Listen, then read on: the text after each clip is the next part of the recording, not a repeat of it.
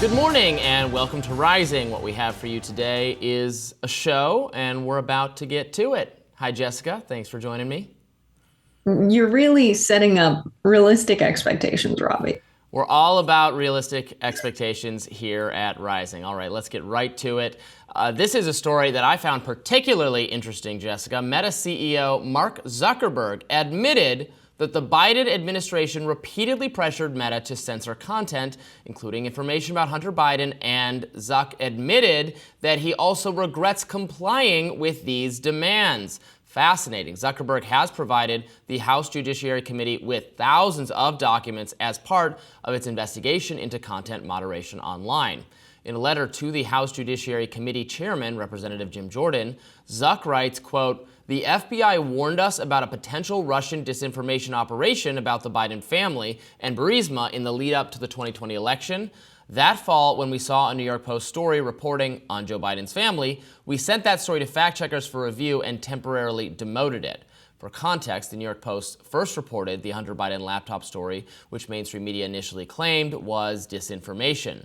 Zuck goes on to write, "In 2021, senior officials from the Biden administration, including the White House, repeatedly pressured our teams for months to censor certain COVID-19 content, including humor and satire, and expressed a lot of frustration with our teams when we didn't agree. I believe the government pressure was wrong, and I regret that we were not more outspoken about it. I also think we made some choices that we wouldn't make today." He then says he regrets demoting the Hunter Biden laptop story. Meta no longer temporarily demotes things in the U.S. while waiting for the independent fact checkers. Now, an account associated with the House Judiciary Committee reacted on X, writing, quote, "Mark Zuckerberg just admitted three things. One, Biden-Harris administration pressured Facebook to censor Americans. Two, Facebook censored Americans. Three, Facebook throttled the Hunter Biden laptop story. Big win for free speech." Elon Musk wrote on X, quote, "Sounds like a First Amendment violation." Entrepreneur and podcaster Patrick Bet David wrote, quote, "Mark Zuckerberg just admitted to working with the Biden-Harris administration to censor Americans. He either admitted to this because, one, he's being honorable, two, he's done with the Democratic Party, three, he's getting ahead of a whistleblower. Either way, this is a very hard letter to write." Reacting to the letter, the White House said in a statement, quote, "When confronted with a deadly pandemic, this administration encouraged responsible actions to protect public health and safety. Our position has been clear and consistent. We believe tech companies and other private actors should take into account the effects their actions have on the American people while making independent choices about the information they present." So, Robbie, we covered a story here on Rising about the United States actually pushing vaccine disinformation about the Chinese manufactured virus while at home censoring any misinformation on our online platforms. It just feels like a double standard. 100%. I'm so grateful to Mark Zuckerberg for writing this very frank letter detailing how Facebook, Instagram faced this pressure from the federal government, and he says they caved to this pressure and he regrets doing it. I think I encourage everyone to go read this letter. I think it's very thoughtful and heartfelt. He says, look, they came to us, they said do this and this and that, and we were uncomfortable with some of it, but we eventually went along with it, and that was a big mistake because what they were saying has not stood up to the test of time on the COVID front and on the Hunter Biden front. He says that, demoting that story while the fact checkers did their work was absolutely the wrong call. They don't do that anymore. They would not make that call again. He said the COVID stuff was too heavy-handed. He's saying that it's real. The pressure campaign from the federal government was real. Exactly what we've covered on the show so exhaustively, what the Twitter files and my own work on the Facebook files revealed is that social media moderators faced incredible pressure from the federal government and were uncomfortable. They didn't always agree. They didn't think the federal government was right about a lot of these topics, of identifying accounts as bots. They had evidence, the Twitter moderators had evidence that these weren't even bots in a different situation, but they went along with it because the pressure was too great. Yes, I think that ought to be ruled to have violated the First Amendment. The Supreme Court didn't see it that way, or because of a standing issue in the case. There might have to be another Supreme Court case. Maybe they would decide differently. But, Mark Zuckerberg comes in for a lot of, in the past, has come in for a lot of criticism, honestly, from Democrats and Republicans, but particularly for people on the right who have vilified him tremendously over the years. Look, I have absolutely disagreed with a lot of content moderation decisions at Facebook. It sounds like Zuckerberg disagrees with them too.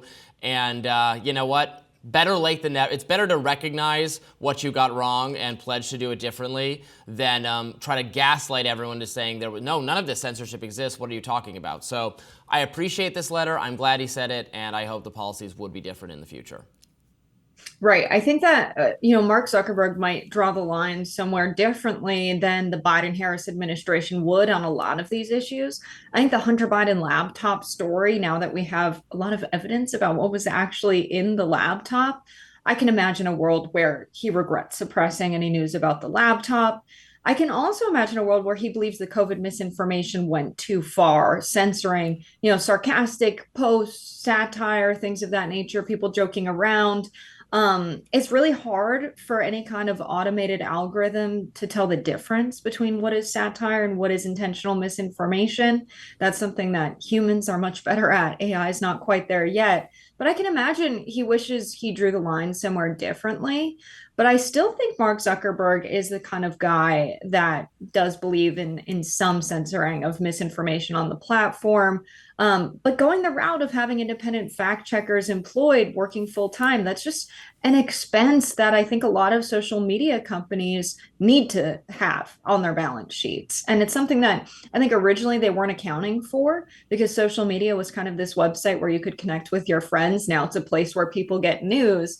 And I'm sorry, but if you want that ad revenue, you're going to need to make that investment at this day and age.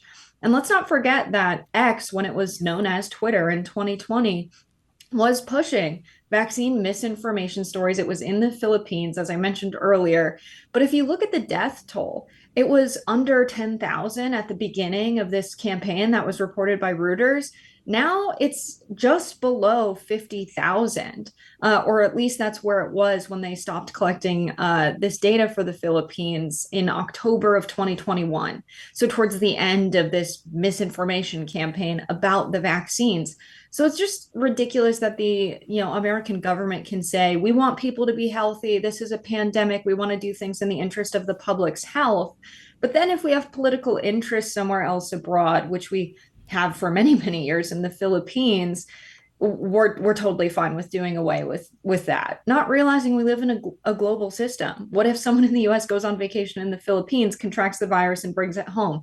That affects the US population. This idea that the United States fighting for their interests in another country and fighting for different leadership in another country has no ramifications for the quality of life of Americans at home.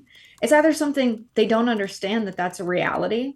I find it hard to believe the CIA doesn't understand that and the US military doesn't understand that. It's seemingly like they don't care. And so the misinformation coming from the government seemingly comes in the direction of a political party's interests in regard to the Hunter Biden laptop story. And in regard to COVID, I think there's probably going to be some medium that's struck of you can't post fake articles that look like they're real, portraying some scientific information. Well, yeah. But if someone's making jokes about the vaccine, those posts seemingly should fly. Yeah, look, there's going to be some moderation on social media. Well, look, it's fine. There's different social media sites, and different sites can have different rules and different levels of moderation. I think the best thing is to put as much choice and control in the users and have different experiences across different platforms, or maybe even different settings for how much exposure you want, even to political content at all. Maybe some people don't just want to turn that off, and they should be able to customize their experience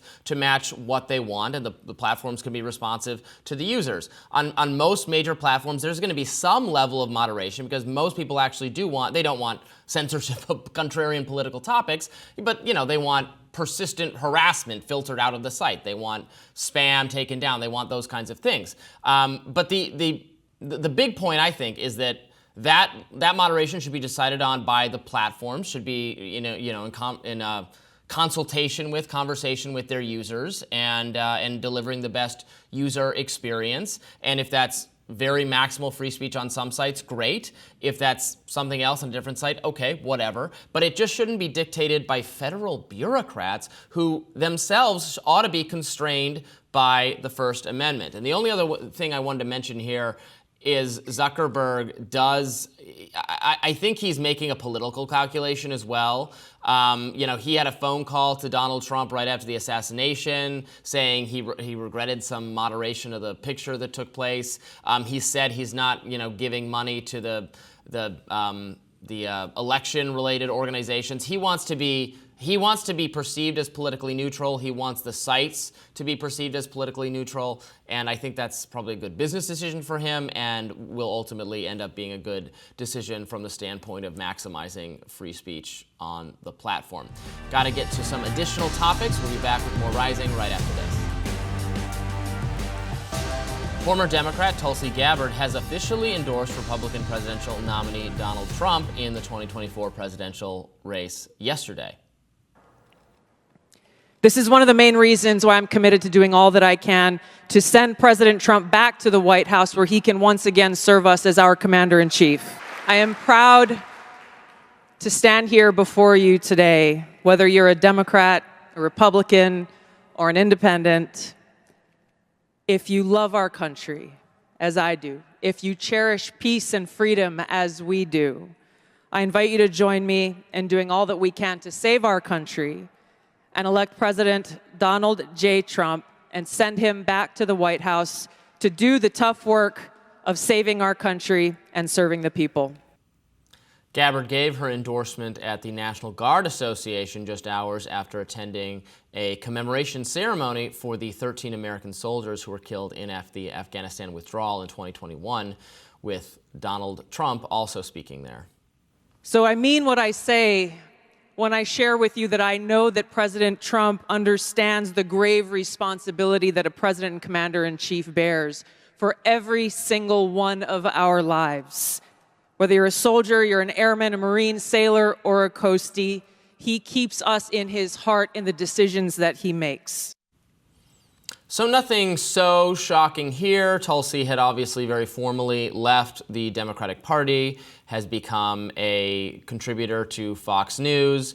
It was reported recently that she was helping Donald Trump with debate prep against Kamala Harris because Tulsi was perceived, and I agree with the perception, to have done very well in the debate with Kamala Harris during the 2020 Democratic primaries. She was perceived to have scored a real knockout punch. And so now she is giving her formal endorsement. So what do you think this says, Jessica? This is someone who was once from the Bernie Sanders wing of the Democratic Party, running on economic populism, anti-nation building, supporter of Medicare for all, supporter of a more generous welfare state, is now feels comfortably at home in Donald Trump's Republican Party. Yeah, I think she's following the money in politics. I see this as like one big grift. She came to Brown University when I was a graduate student, and a lot of the members of this sort of anti-interventionist, responsible statecraft part of the foreign policy academics and scholars at Brown.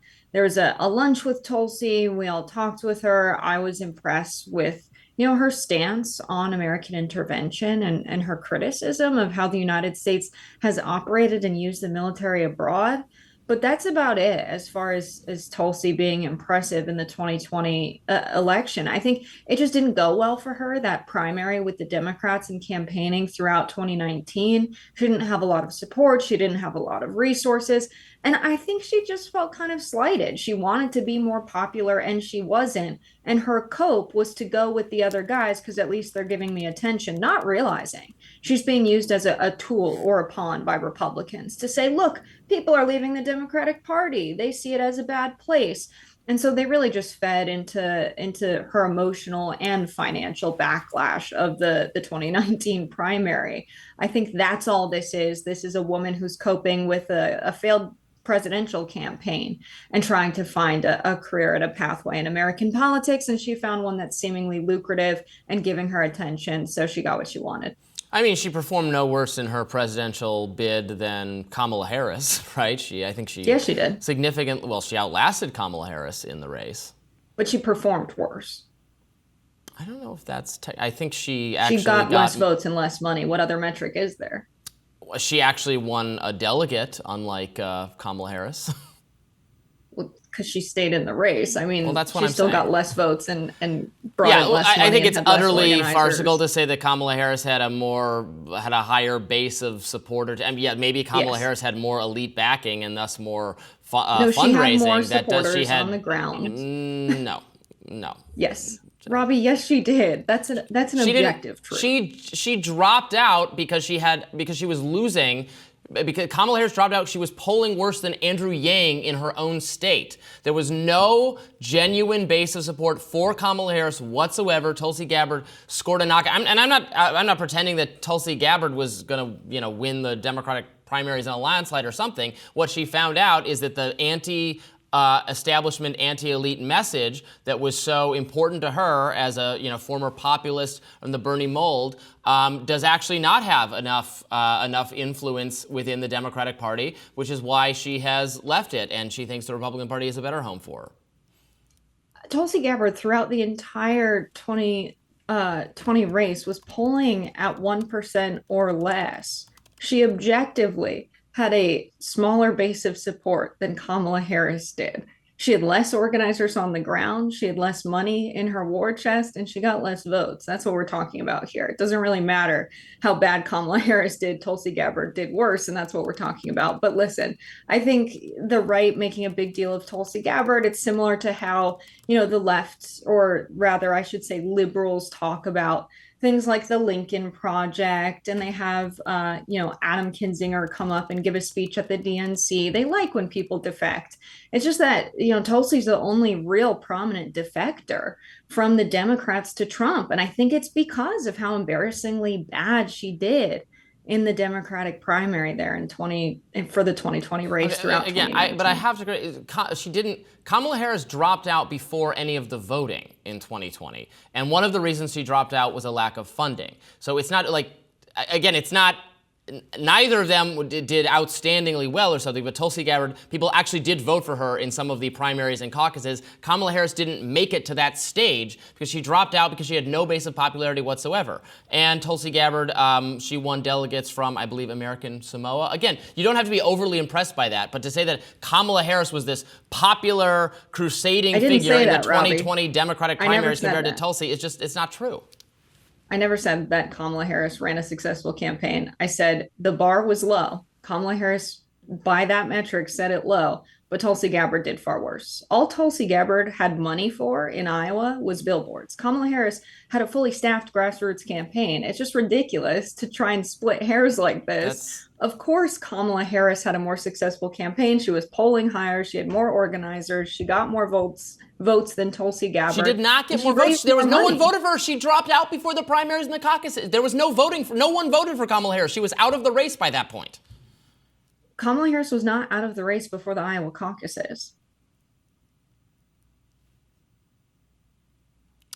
She departed 2 months before voting and caucuses in the presidential contest right? I believe she was out before those states, if I recall correctly. I don't believe she dropped out before the Iowa caucuses. I was there in Iowa, and she had supporters there in the caucus precinct I was in. I mean, she dropped out in what, December of 2019? When was the Iowa caucus? The Iowa caucus was in January, but she had supporters that were still showing up for her at the Iowa caucus room. She had supporters with her T-shirts on in my Iowa caucus room, and they stayed in their corner. And then they she dropped out on December 3rd of 2019, so no one was voting for her. Okay, she still had supporters in the Iowa caucus precinct I was in. She had people polling for her. And I think that you can say, because Tulsi Gabbard dropped out later, that, she didn't run as successful of the campaign. But at the end of the day, Kamala Harris was on the ticket that got the most votes in November of 2020. She likely dropped out because she was on that ticket and was being considered to be the vice president of the United States. So you can say that Tulsi Gabbard did better because she clung on for longer and stayed in the primary for longer, but Kamala Harris had more supporters on the ground. Her organizers in Iowa were successful enough that she still had people showing up for her in the caucuses. And how that works is you show up, you say you support them, and then you have to re-caucus and join another group.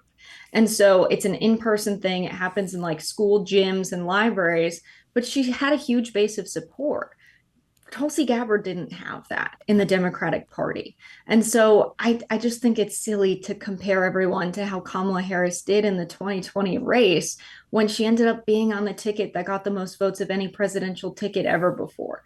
So if we want to compare Tulsi Gabbard's campaign to Kamala Harris's, she was polling higher, she had more supporters, she had people showing up for her in caucus rooms. I didn't see anyone there with a Tulsi Gabbard t-shirt. Utterly so this idea that she was but popular is just not true. Tulsi Gabbard didn't have supporters in the 2019 primary, and I think what she's doing now is because she's upset. All right, well, I don't think that's true at all, but we made our pitches, and we can let the viewers decide. More Rising right after this. Telegram CEO Pavel Durov remains in police custody. Durov, known as Russia's Zuckerberg, was detained in France on Saturday as part of a judicial inquiry involving 12 alleged criminal violations. Here's a look at the list of these violations that was released by the prosecutors. They say that they are accusing him of complicity in selling child porn, complicity in drug trafficking, fraud, and refusing to share information or documents with investigators when required to do so by law. Now, for context, Telegram is a messaging app that has some encryption options. Founded by Durov in 2013, the app was meant to allow for a secure way to communicate outside the reaches of authoritarian regimes. It's now one of the most popular messaging apps in the world, with 800 million users. Durov is a citizen of Russia, France, and the UAE. He's estimated to be worth about $15 billion. A statement from the Paris prosecutor's office said Durov's order was extended for up to 48 hours. After that, authorities must release him or charge him. There was outrage on X, so much so that French President Emmanuel Macron reacted and posted, quote, "I have seen false information regarding France following the arrest of Pavel Durov. France is deeply committed to freedom of expression and communication, to innovation, and to the spirit of entrepreneurship. It will remain so." The arrest of the president of Telegram on French soil took place as a part of an ongoing judicial investigation. It is in no way a political decision. It is up to the judges to rule on the matter, end quote. Meanwhile, Russian government officials have expressed outrage at the detention. A Kremlin spokesperson called the allegations, quote, "very serious," and argued they require evidence that is just as serious. So, Robbie, I think that if we look at this case, I kind of agree that they need evidence that Pavel knowingly was allowing some kind of pedophilia or human trafficking to happen on Telegram and allowed it to happen and had knowledge of a crime being committed and chose not to. That being said, I don't think anyone expects the CEO of an organization to be aware of all of the encrypted messages that they offer people to exchange on the platform. And it feels like they're trying to make him accountable for crimes he wasn't aware were being committed. Exactly. And so here in the U.S., what we have Section 234 is explicitly this: to protect the platform itself from liability for the content on the site. Now, that doesn't mean that they can just allow child pornography. Actually, under U.S. law, the sites are required to take down and report, I think it's called CSAM, child sexual abuse material. They do that. They make Facebook, Twitter, etc., make tons of reports to law enforcement taking down this bad content all the time. Telegram does the exact same thing, but the platform being used for the commission of a crime, go after the criminals, go after the people trafficking in this kind of stuff. The platform is the platform. I think I said this yesterday, but we don't arrest the CEO of Verizon if, bank robbers are using cell phones to communicate, right? It's not a material to the crime. So that's the approach we've taken in the U.S. Europe is trying to do this totally very different thing, because they don't have the First Amendment standing in their way, where European bureaucrats like Terry Breton are trying to enforce this Digital Services Act and trying to force, they're pretending it's about criminal conduct, where there is some, I agree, some legitimate area for government to, require the takedown of, for instance, sexually abusive material. What there should not be a mandate for is the government taking down political dissent, contrarian political content, so-called racist speech or hate speech or whatever it is. That's the kind of stuff that under in the U.S. First Amendment understanding of speech, we allow people to utter the thought that we hate. That's so baked into our DNA, baked into our philosophy, a philosophy that comes out of France and England and the Enlightenment. So to see them turning their back on these principles is just disgusting, and engaging in what looks to me like a witch hunt. If they have compelling evidence, fine, present it, that what he personally had a hand in or was turning a blind eye to and had knowledge of fraud or criminal activity or something, fine, then prove it. But if it's just, we don't like this platform because the moderation policies are too light for us, that's what it sounds like to me. Yeah, I think the main thing about this is that if someone is held accountable for a crime they weren't aware was being committed in their organization, every CEO in America would be held for something criminal happening at some point. And this is something that the wealthy people in the United States of America don't want. So while there's a lot of activists that use Telegram, it's an interesting scenario where I think some of the most powerful people in the country are going to be on the same side of activists who use Telegram to protest on the floor of Congress and outside of the headquarters of their buildings, because Telegram has been this app where people feel safe. They can exchange messages and not be spied on by some big corporation or a corporation like Meta that's cooperated with the American government before. And at the end of the day, that's a lazy investigation. So I remember when I dealt with a stalking situation, my landlord said that I had to go to the police. I didn't think they would be helpful, and I was right, they weren't. But I showed them the emails. I'm like, look, this is the email address. Don't you guys track this somehow and you can figure out where this guy is? No, they did not care at all to try and track that email address. So the idea that crimes should just be handed over by the CEOs of messaging platforms, like here are the guys, here are their addresses, and our police do what? Nothing. They should investigate the crimes. They should say, you know what, we're going to subpoena this. We're going to get access to this hard proof that people are using this platform to commit a crime. This idea that instead everyone should be spied on and all of our conversations should be scraped for any indication a crime's being committed is a ridiculous way to do law enforcement. It's very Orwellian. Yeah, absolutely.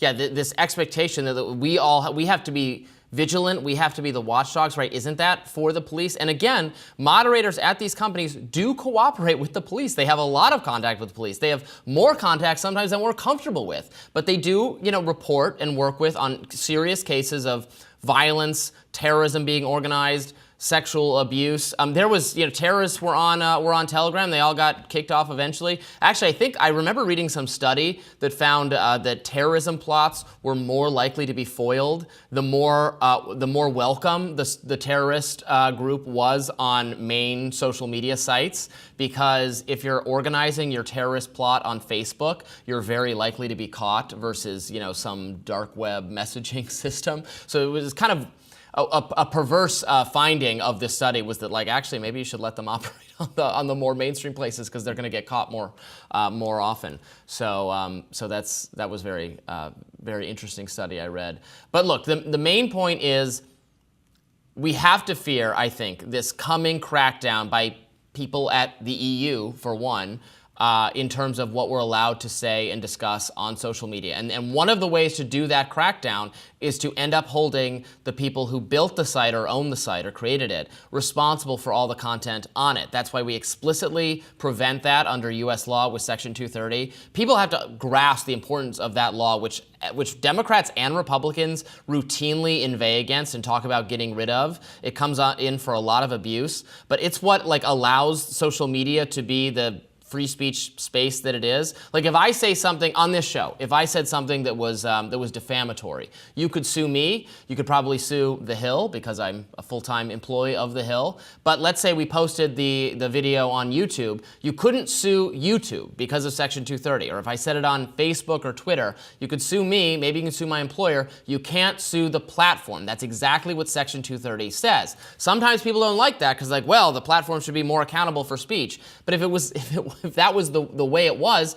then we wouldn't ever be allowed to post at will because there would be too much liability for Mark Zuckerberg or Elon Musk or whoever it is who owns the site. So it's really what allows social media to function the way it is. It's what makes this show possible. It's shows like it. It's what makes social media a place for news and commentary. And we're very lucky to have it in the U.S. because if you look to places like the European Union, they're far more interested in using their looser laws in that on this subject in order to chill speech. We'll be back with more Rising right after this. Israel's military says that it has freed a 52-year-old Arab-Israeli hostage who was taken by Hamas on October 7th of last year. The IDF says the man is alive. Now, this news comes as the Middle East has been at a boiling point for months now. The war in Gaza is in its 10th month, with little signs of a permanent ceasefire ever coming into existence. Israel and Lebanon's Hezbollah, a proxy for Iran, have been lobbing missiles at each other, culminating in a major confrontation over the weekend. Well, experts believe that both parties have de-escalated, at least for now, and averted a wider war. The region is still on edge. About 150,000 displaced Israelis and Lebanese are waiting to return to their homes along the countries on the border. Now, along the country's border. The violence between Iran and Israel cannot be divorced from the war at Gaza, where 40,000 people officially and potentially much more have been killed. The U.S. has sent warships to the region and has no plans of pulling them out. So what's happening on the ground and what comes next? Here to unpack this all is Hussein Abdul Hussein, a research fellow with the Foundation for the Defense of Democracies. He's a former journalist who was managing editor for Beirut's Daily Star and also covered many conflicts in the region as a reporter. So things are heating up there on Israel's border with Lebanon. What do you see here? Do you see there to be potential for Iran and the United States to become more heavily involved in a wider war still on the horizon? We haven't seen any sign that Iran intends to get involved in this. This war started on October 8th, the day after Hamas committed a massacre that killed 1,200 Israelis. And that, according to Hezbollah, Hezbollah started this war to support Hamas in its war against Israel. Since then, we have had some sort of a low intensity warfare, war, if we can call it as such, but the two sides have been clashing. The United States has offered Hezbollah to cease fire, that is to stop shooting in return for Israelis also stop shooting. But Hezbollah has insisted on tying its war on Israel to whatever is going on in Gaza. And as long as the situation is like this in Gaza, I don't see that the war on the northern border of Israel, the southern border of Lebanon, would stop. Where are we in terms of getting a ceasefire in place between Israel and Hamas? That's something we heard a lot of at the DNC last week. Kamala Harris said there needed to be a ceasefire, so did other speakers. But my understanding is that the Israeli government, the Israeli side, still takes the position that Hamas needs to be utterly defeated in order for there to be a permanent peace plan in place. So is it still the case that the U.S. government is somewhat far apart from where the Israelis are? No, there are these are two different concepts. You have the ceasefire on one hand, you have the permanent ceasing of hostilities on the other, and then a third step would be peace, which we're still far from. The UN resolution that the United States drafted and got endorsed instructs Israel to withdraw from residential neighborhoods in Gaza in return for a 40-day ceasefire during which there should be an exchange of hostages between the two sides. Now, Hamas has not really given thumbs up to this plan. It tends to confuse the phases. The resolution has 3 phases. So it jumps back and forth between the 2 phases. I think the Israelis have said, if you want a ceasefire of 40 days for the exchange of hostages, and then after that, we discuss permanent cessation of hostilities, then we're open to that. So Hamas has not really shown any readiness. I think Hamas think that they can get some concessions from Israel meanwhile. But personally, I haven't seen any signs that we're moving in any positive direction. I think as things go, we will still see clashes in Gaza, albeit at a much lower intensity than we saw over the past few months. Now, of course, the warships being sent to the Middle East isn't the extent to the U.S.'s involvement. Of course, they're the main funder of Israel and have a lot of influence over what unfolds in the Middle East. How do you see these 2 potential paths of a Trump presidency or a Harris presidency differing for the outcome of the region? Well, I think sometimes we have to be modest enough to think that we are not the only party that decides, neither the United States nor Israel. There are other players in the region. And these players, if they decide that they don't want to settle for peace, then there'll be no peace. So peace needs 2 to tango. Israel withdrew from Lebanon per UN Security Council Resolution 425 in the year 2000. That's 24 years ago. And until today, there has been no peace. So peace requires more than the intention, more than the withdrawal, more than the diplomatic pressure. The difference between Harris and Trump, I wouldn't say would be big. Maybe Trump would tend to give Israel more freedom of action, but I wouldn't say that Harris would stop U.S. support to Israel. Now, we have seen so far 10 months, 11 months of Harris as vice president and President Biden. I don't think the Biden administration has been able to do what it wanted to do. And this is basically because we have Hamas that refuses any permanent settlement. Hamas refuses to recognize Israel, to talk to Israel. Mind you, all of these negotiations have been through third party because Hamas refuses to talk to the Israelis. As long as we have Iran that pledges to destroy Israel, as long as we have Hezbollah that refuses any sort of peace and wants to support Hamas in its fight. So we have other parties with a proclaimed goal of destroying Israel. As long as this is the case, no matter how much peace we call for here in the United States, or we pressure Israel into accepting, I don't think we will see peace. Now, we have some breaking news that a hostage has been obtained by Israel through a complex operation, one that was taken by Hamas on October 7th. Do you see this changing the landscape at all? I don't think it changes much in terms of what's unfolding on the ground. But what I think the irony is that this is an Arab Israeli Muslim man who was taken hostage by Hamas that proclaims to be a Muslim organization. And this is Israel who's sending in its troops to save this Muslim man from Hamas. So I think this has a lot of symbolism that we can unpack, but I don't think it has any effect or influence on whatever is unfolding on the ground in Gaza. Hussein Abdul Hussein, thank you so much for joining us today. We appreciate it. Thank you. A newly formed task force of bipartisan lawmakers began its investigation into the assassination attempt on former President Donald Trump on Monday. The group visited the farm show in Butler, Pennsylvania, the site of the July 13th shooting. In a press conference following the site visit, Congressman and chair of this task force, Republican Mike Kelly, spoke about what he discovered. Let's watch. The most important thing is to recognize is we are U.S. representatives, not Democrats, not Republicans, but both, searching for the answers and reassuring the American people that we can work together and we can get the right answers so this doesn't happen again. When you talk to the members of this committee who actually have done that in military service, they look at it and they look at the measuring of distances and they said, how could this not have been prevented? Several of the lawmakers pointed out how the high ground was left unsecured, including other lines of sight.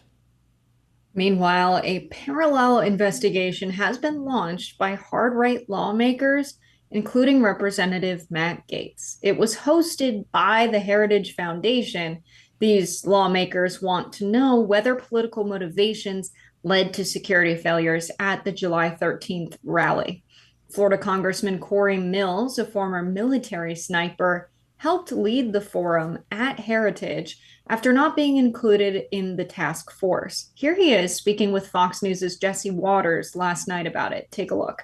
We asked Dan Bongino today, former Secret Service officer, whether or not he feels safer with Ronald Rowe at the seat, and he said absolutely not. Look, this is a culture of a fostered DEI society whereby they are not trying to send their best. I went through a plethora of lists since 2023 to 2024 of all the failed and missteps that has been taken by the Secret Service. So I can tell you it is a culture issue. It is DEI at heart, but this is either criminal gross negligence or purposeful intent. And that's what we're set out to actually find. I don't get how it's DEI. I don't get how, from what he said, that DEI caused this, Robbie. Do you? We would certainly need to see more evidence of what the DEI component is. I know many people on the right question the female Secret Service member who protected Trump and whether she was actually fit for the job. I would need to know more information about how someone gets the job. Yes? What's your question? Nobody is asking why a guy didn't jump ahead. Like, they're mad she's short, but why didn't a guy jump in front of Trump first? Yeah, look, nobody is overly happy. Although the covering of Trump is not the main area of fault, right, in my view, and that's what Trump has said himself. It's the covering of that rooftop. I like the members of Congress doing their little site visit, like they're gonna break out the magnifying glass. They're gonna look for clues, dust for fingerprints. I mean, this point, what we need is a grilling of the Secret Service members themselves, of this new deputy director, and got to understand what led to their decisions to not have that roof be secured, why they judged that outside the perimeter when you could fire a weapon easily from that distance, as the shooter successfully did. That's the kind of stuff we need answers for. I don't know if the site visit's kind of a gimmick or an opportunity for a photo op. Fine. It's fine. But what they really need to do is talk to the Secret Service members. I think it's funny that the Heritage Foundation is like funding this shadow parallel investigation, because their whole thing with the Project 2025, beyond other, they're doing their own research, Jessica. Yeah, they're so against bureaucracy, Robbie. But then what is this? This is just a private entity doing government work, and they're okay with that, but not if they're officially paid by the government. Their positions are a little weird. It's like a classic detective story, Jessica, where you can't, the police don't solve the crime, right? Hercule Poirot or Sherlock Holmes or Miss Marple, they solve the crime when the police fail. So this is exactly in line with an outside investigator coming in to determine what went wrong. They're the Sherlock Holmes of the American government. I think I've said before, I've been reading every Hercule Poirot story this year. I've read about 50 of them, so I always have him on the brain. But go ahead. I think rather than Sherlock Holmes, it's more so giving like the classic "It's Always Sunny in Philadelphia" meme, where he has all the wires connected or strings connected behind him. Pepe Silvio. I know how it happened. Classic.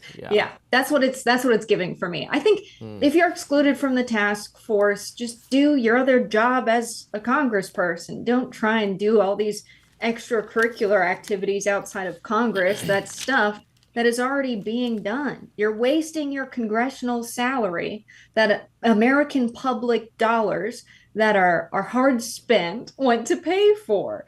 And I feel like it's ridiculous that they're engaging in these theatrics like, oh, we're going to do our own thing. I don't know, maybe do your job as a member of Congress, get something done for the American people that's not redundant and already being done by a bipartisan task force. It just feels silly to me. But I do think it's good they went there in person. I was going to criticize them for going in person as it's drama, but I think it's actually good that they see the scene so that they can do a better job with their investigation and understand it spatially a little bit better when they look into what actually went wrong. Yeah, and this shouldn't be something that just Republicans are looking into. This should not be a partisan issue at all. Our understanding of the shooter's motivation at this point was attention, and that he had actually looked up whether Biden would be anywhere in his vicinity. So he was not, he was not politically motivated in a partisan sense. It's very important for our public officials, both Republican, Democrat, and others, to be protected from harm. Donald Trump came this close to being killed. He was shot in the head, a matter of inches that he was not dead. And that is a remarkable failing of the Secret Service. Now, that can happen, I guess, if they do everything right. Still, some tragedy strikes. But they didn't do everything right, because they should have been able to have that roof secured and cleared, and they should have been able to transmit the information faster to the team that was with Trump, that was monitoring him, that they needed to get him down on the ground. There was already a police officer engaging with the shooter who did his best but it wasn't able, because he was holding onto the roof. He couldn't draw his gun, had to drop down, hurt himself doing so. Look, this is not a partisan issue. We need to keep our leaders of our political parties safe from harm. This can't be a country where important people are the targets of crazy people and die. That would be very, very, very bad. So I hope this should not be just a Republican issue. Yeah, I will say it's also, a president was almost killed. It's not a DEI thing. To focus on DEI and make that your big boogeyman when they're trying to investigate what could have gone wrong that allowed a president to be hit in the ear by, a semi-automatic weapon, that's ridiculous. To say that DEI is the problem when Trump was almost assassinated, when the Secret Service is only 34% women, it's 66% men, and it's 59% white. This idea that you always need to make everything about DEI, I think, detracts from the larger security issue at hand, that they're claiming, oh, well, they're not investigating DEI. So us, taking it far more seriously, are creating another parallel investigation. It's cartoonish behavior from these Republican lawmakers. I just think the most qualified people should get jobs in the Secret Service, and I would like to know more about their hiring practices, but I agree that I haven't seen anything DEI, is that a way of applying a description to it, yet in those practices, but I'm happy to learn more Rising right after this. Robert F. Kennedy Jr. is speaking out about his decision to end his presidential campaign. He sat down with Tucker Carlson. RFK Jr. said there's political realignment taking place. Let's listen. And the Democrats, for a variety of reasons, and I watched it happen over many, many years, have clung to this illusion of these democratic institutions, that they're still democratic, and handpick a presidential candidate without any elections to basically get rid of democracy in order to save it. Now, RFK Jr. had a hard time getting on the ballot in some states.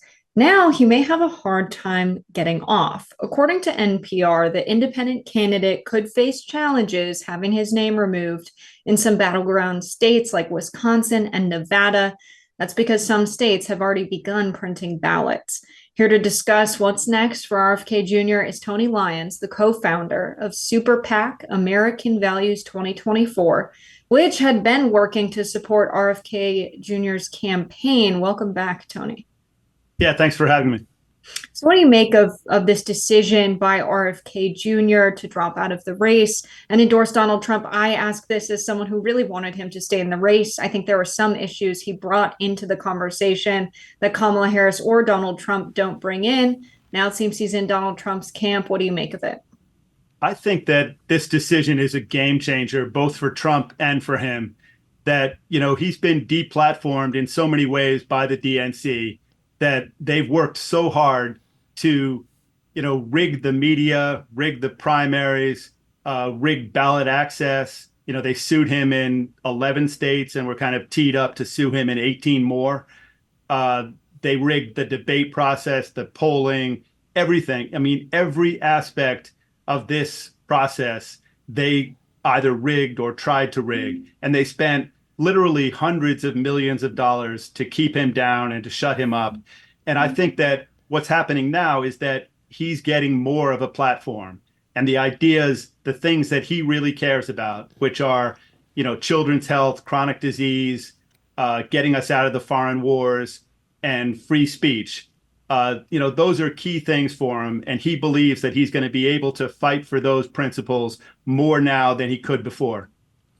And it was a self-defeating effort in some ways by the Democrats to keep him off the ballot, to challenge him in state after state, including New York, to have an entire task force dedicated to making it harder for you to vote for RFK Jr. Because now he's getting out of the race. He's endorsed or semi-endorsed Trump, endorsed him in the swing states, and encouraging his voters to vote for Trump. It was probably better for the Democrats to have him still on the ballot and still actively campaigning, at least in the swing states, if he was pulling, he was pulling some from both sides, also pulling from independents, from people who weren't and are not going to vote for any of the major party candidates. But it looks like on balance, his presence was dividing a little bit of the right more so than people for Harris. So now they've gotten rid of him, and he's actually getting behind Trump. And if it makes a difference of a couple thousand votes in the swing states, that could be the whole election. Yeah, it really doesn't make any sense at all what the DNC did, if you think about it, because they didn't really look state by state, which they obviously should have done, to see where Bobby Kennedy helped them, where he hurt them. And on the show with Tucker, he was saying that on balance, he really believed that he was helping Kamala Harris, that he was pulling votes from Donald Trump. So, they had no real plan here other than to just fight against any kind of a third party candidate. And it was not just Bobby Kennedy. They were going after anybody else. So they just so fundamentally don't believe in the democratic process and don't even really care whether they win. And I've been saying that all along, that they didn't seem to have any plan. So they should have looked state by state. Where does Bobby Kennedy help us? Where does he hurt us? What does he really stand for? I mean, does the Democratic Party want to be the party that is pro-war, that is against free speech? I mean, these are the kinds of things Bobby talked about. Do they want to say that they don't care about children's health, that they don't care about chronic disease? I mean, what is their problem with Bobby Kennedy? What is their problem with all the third-party candidates? And it just looks like they don't care at all about democracy. They just want to win at all costs. Yeah, absolutely. And it's, we've seen what they were willing to do in terms of challenging the ability to vote for RFK Jr. in New York, for instance. In a time when Democrats say that democracy itself is at stake in some broader philosophical sense, and yet they didn't want him. And the Trump people were complicit in this too. They agreed, Trump and Biden, to not have RFK Jr. in the debates, and the mainstream media went along with that, even though at the time he was polling in some of the polls within the range of what you had been expected to need in order to be included under the rules they were not using. They weren't using those rules anyway, so they could have included him if they wanted to. What does it say about the level of discourse in America at this time that someone who was speaking on social media sites, on podcasts, RFK Jr., I appreciate, came on this program a number of times. We'd love to have Trump or Harris on if they made time for us, but RFK Jr. actually did. But someone that mainstream media institutions were much more unwilling to give a fair shot to. Yeah, I mean, that's what's really been shocking, is that they've kept him off. They've, censored him. They've used propaganda. They focused on all these crazy stories about the bear cub, him, whether he ate a dog, which he didn't do, whether he had a brain worm that was hurting his brain, whereas we all know that he's just so incredibly sharp and has such a great memory, and that he's so physically fit. But, using all of these tactics just to kind of shut him down, keep him quiet.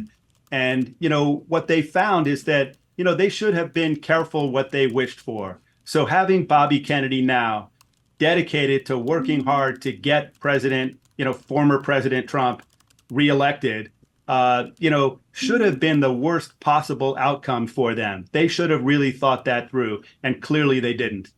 So, what do you make of what RFK Jr. said in that sit down interview there, talking about Democrats not being aware that the institutions that we have in this country are undemocratic? How do you see a Donald Trump presidency handling that, bringing about more democracy within our institutions in a way that, Democrats aren't or won't? So I think that he's taken the first step, that he's been willing to reach across party lines and to try to unify the country by bringing in Bobby Kennedy, bringing in Tulsi Gabbard, talking to a lot of different people. And he said that he's willing to put Bobby Kennedy in charge of some really important things, like, the children's health issue. And if he really does that, and he's talked about that for many years, he talked to Bobby Kennedy in 2016. So if he's really serious there, that I think is a big breakthrough. And that's something that Bobby Kennedy has said he's clear that the DNC would never do, that Kamala Harris really wouldn't do, that she is connected to, funded by, and on the side of these big pharmaceutical companies, these big agricultural companies, that she doesn't really care about public health, about children's health. So, Bobby's thought there is that Donald Trump is a much better bet, that he seems sincere and he's taking real action. I understand what RFK Jr. did, given that in our winner-take-all system, it's so hard to obtain any degree of political influence, even if you're an independent or third-party candidate with a sizable following, as RFK Jr. had. He's not going to get, unless you get the majority in the Electoral College, you win the whole shebang. If you have 5 or 10% of the vote, that's not worth 5 or 10% of the representation in government under our system, the way it is in some parliamentary systems. So I understand why he's trying to leverage, what he does have for influence over Trump.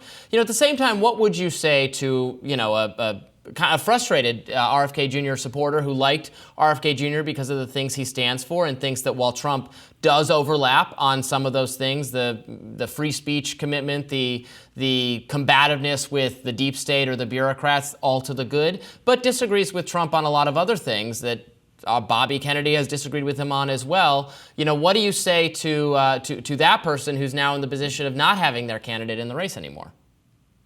Yeah, I would say that, you never get everything you want. And, one of the things Bobby Kennedy is saying now is that we have to love our children and our own health more than we hate each other. And that, the politics of division has been destroying this country in recent years.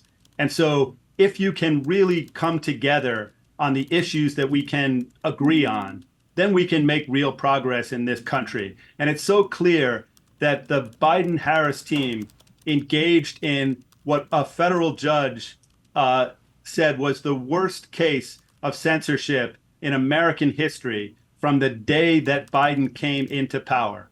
And so if you don't have free speech in this country, then you really don't have any freedom at all. So sure, Donald Trump is an imperfect person, and we know Bobby Kennedy disagrees with him on many things. I'm sure that a lot of people who really love Bobby Kennedy disagree with Trump on many things.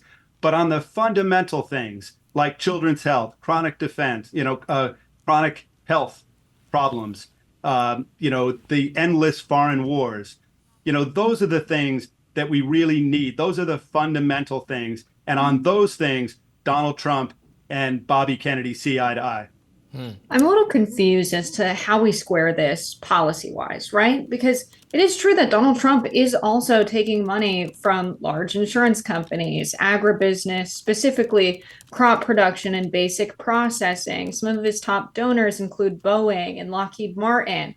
So he's supported by the military-industrial complex, by big agriculture, and by, big pharma. So how do we think policy-wise he'll be different from Kamala Harris? Because I do see some of her policies around regulating corporations that have gone out of control, and she seems better for consumers in the working class because of those policies. What specific policies do you see Trump supporting that makes you believe he will be better than Kamala Harris beyond just who donates to the other guys?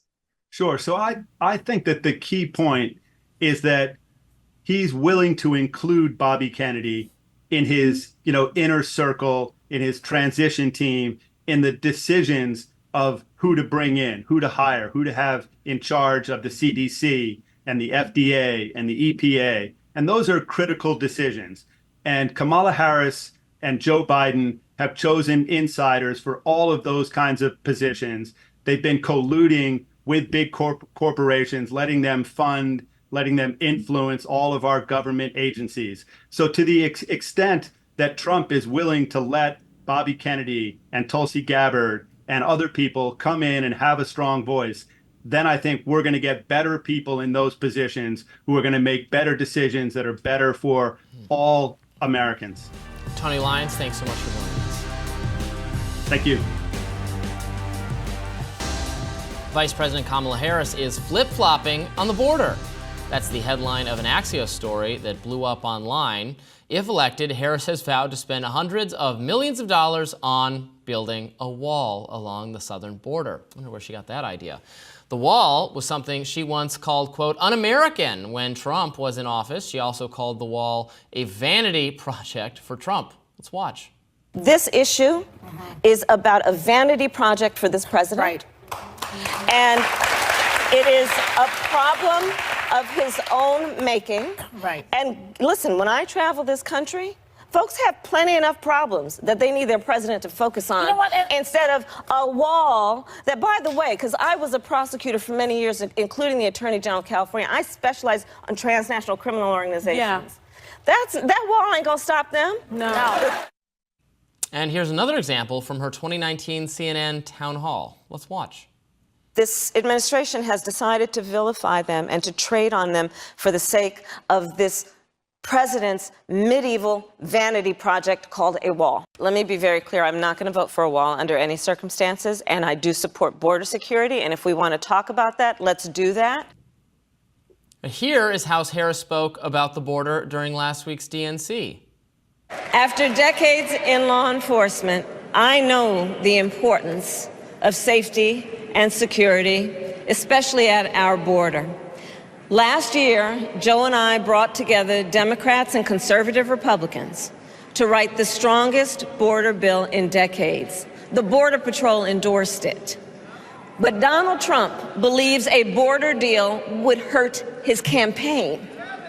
So he ordered his allies in Congress to kill the deal. Well, I refuse to play politics with our security, and here is my pledge to you. As president, I will bring back the bipartisan border security bill that he killed, and I will sign it into law. Axios writes, quote, it's the latest example of Harris flip-flopping on her past liberal positions, such as supporting Medicare for all and banning fracking. To be fair, Harris's immigration policy still differs from Trump. She has opposed Trump's policies on mass deportation and family separation. Reacting to the Axios story online, Trump's VP pick, J.D. Vance, wrote, quote, Kamala Harris is fake. She wants to build the border wall. She could start right now. How Kamala Harris learned to stop worrying and love the wall is, I guess, the story here. Does go to show how far Democrats have moved back, I guess, toward the right or in the other direction on immigration, given the massive win that issue is for Donald Trump when you poll people.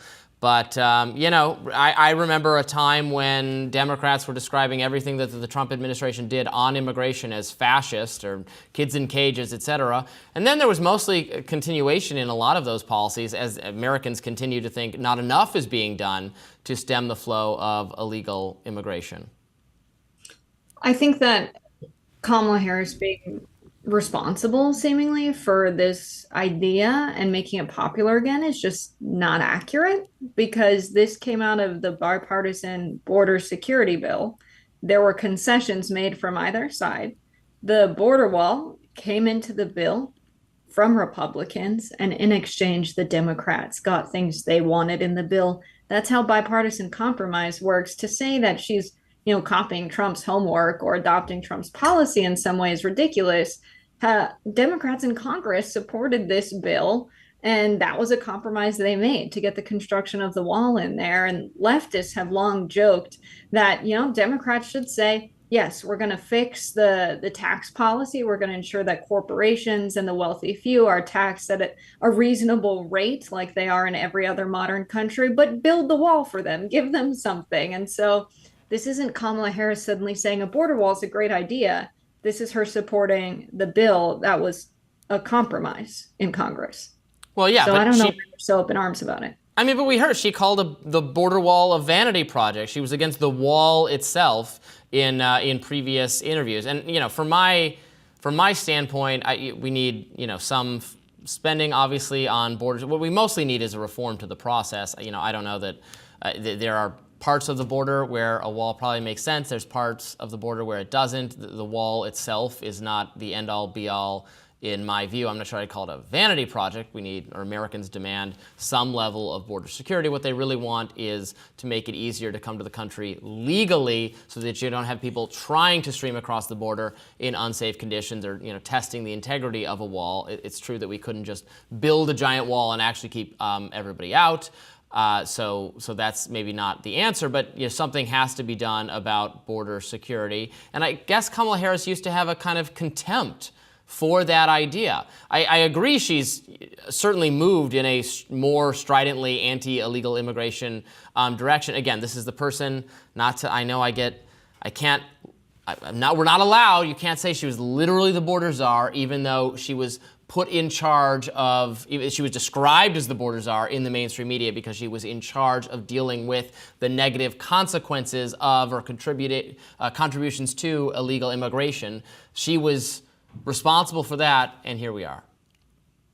Well, many people vote for bills that they don't agree with everything in them, Joe Manchin being one of the most famous examples of this.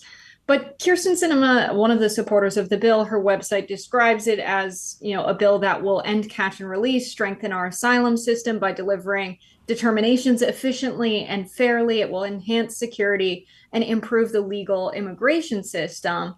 I think talking about disrupting the flow of fentanyl into the country as well, we have to understand that legislation in the United States, where you have a Congress that is split completely down the middle, with Kamala Harris being the tie vote through a lot of this administration, you can't really look at something that was passed in a bipartisan manner and say that either side owns every part of the bill. So people saying that, Kamala Harris went back on her word, she still might believe the way Donald Trump talked about the border is un-American. She still might not be in support of the border. But to say we need to get something done in a country that's divided by making compromises is the kind of leadership the American people like. That's what I hear people talk about when I go out in the field and I ask them about our country's division and how they feel about it. They talk about the need for Congress to work together more to get something done, and that we used to compromise.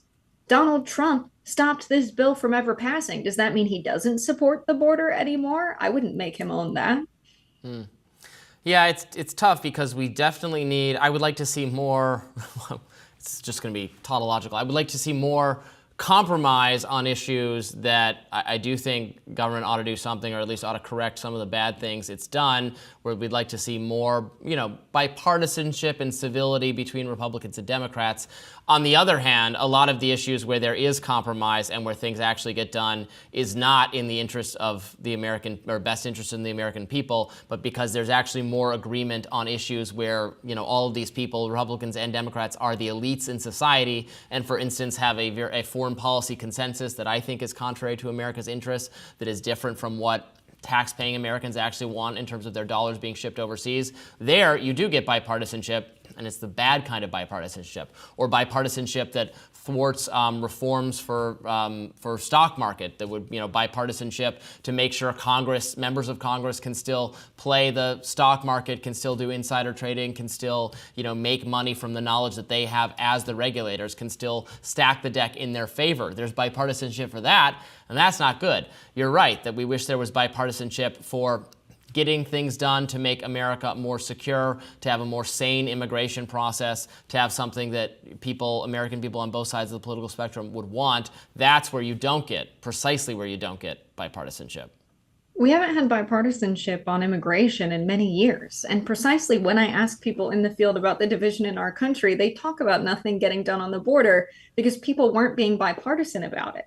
And independent voters in Nebraska or I recently did a field story on Dan Osborne's campaign. They spoke specifically about this bipartisan border security bill as an example of what needs to happen more in our country. So you might have an idea of what the regular working class American people think, but this is what I've heard directly from them in the field, talking to them in the place that they live, just asking what they think about division open-endedly, and they bring specifically this up.